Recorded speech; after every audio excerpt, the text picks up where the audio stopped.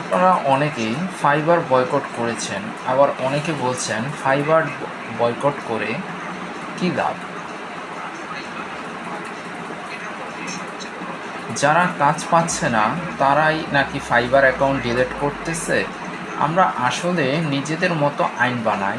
যেমন ধরো, যদি পানিতে পোকা পড়ে আমরা পানি ফালাই দিই, তেল ঘিতে পোকা পড়লে আমরা কিন্তু তেল ঘি ফেলে দিই না, বরং শুধু পোকাটাকে ফেলে দিই।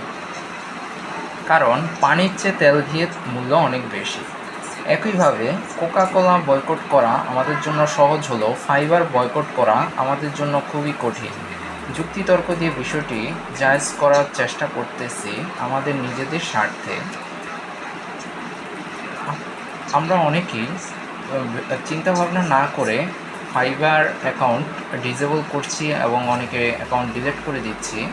তাই সবার প্রতি আমার অনুরোধ, ফাইবার অ্যাকাউন্ট ডিসেবল এবং ডিলিট করার আগে ব্যাপারটি একটু চিন্তাভাবনা করে ভেবে দেখবেন। ধন্যবাদ।